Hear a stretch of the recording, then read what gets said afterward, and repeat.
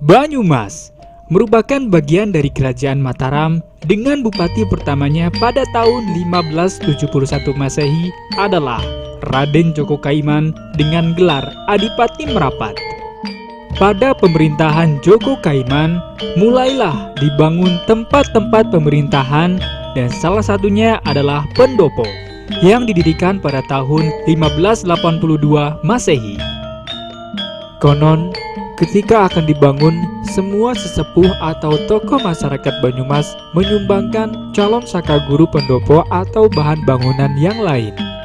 Semua Ki Ageng telah memenuhi permintaan sang adipati, kecuali Ki Ageng Somawi, sehingga ia dipanggil untuk menghadap sang adipati akan dimintai keterangannya. Menghadaplah Ki Ageng Somawi untuk memenuhi panggilan dinas sang adipati. Sementara itu pembangunan pendopo sedang dikerjakan. Wahai Ki Ageng Somawi, mengapa engkau tidak membantu pembuatan pendopo ini? Untuk menebus kesalahannya, pada saat itu pula ia langsung menyerahkan saka guru pendopo yang ia ciptakan dari tatal dan potongan-potongan kayu yang berserakan di sekitar kompleks pembangunan itu.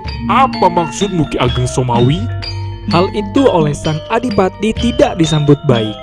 Bahkan sebaliknya, itu dianggap suatu sikap pamer atau mendemonstrasikan kebolehannya. Akibatnya, malahan ia dituduh akan merendahkan kewibawaan sang adipati.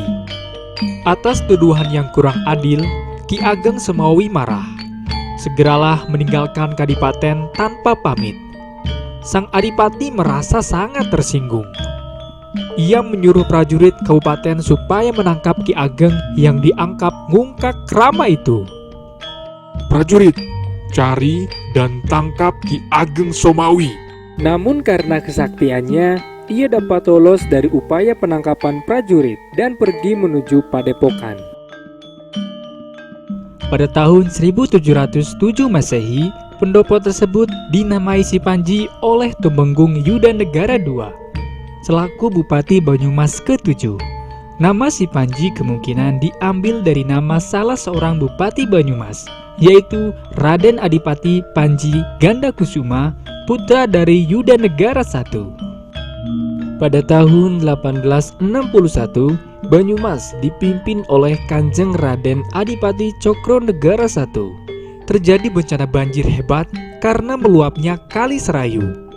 Kejadian tersebut dikenal dengan peristiwa Blabur Banyumas, tepatnya pada tanggal 21 sampai dengan 23 Februari 1861. Konon, ada suatu kejadian yang dianggap aneh pada saat terjadinya banjir.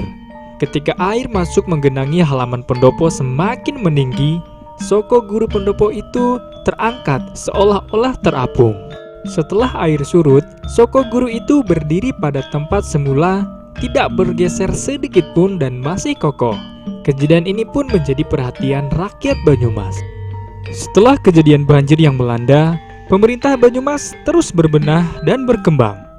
Tidak hanya di Kecamatan Banyumas, daerah sekitarnya pun ikut berkembang. Salah satunya Purwokerto. Seiring dengan pertumbuhan sumber daya manusia dan perekonomian di daerah Purwokerto, pemerintah kolonial Karsidenan Banyumas memindahkan ibu kota Kabupaten Banyumas yang semula di Kecamatan Banyumas menuju Kecamatan Purwokerto. Peristiwa itu terjadi pada 5 Maret 1937. Dengan perpindahannya pusat pemerintahan ini, dipindahkannya juga soko guru dan pendoponya. Saat memindahkan pendopo, salah satu saka guru pendopo yang berjumlah 4 tidak boleh dibawa dengan cara menyeberangi Kali Serayu. Alasan mengapa saka guru Sipanji tidak boleh menyeberangi Sungai Serayu tidak lepas dari peristiwa banjir Banyumas yang terjadi pada tahun 1861. Maka pemindahan saka guru tersebut melewati daerah Semarang. Sampai saat ini, saka guru dan pendopo Sipanji selain menjadi pusat pemerintahan Kabupaten Banyumas, juga menjadi salah satu landmark Kabupaten Banyumas.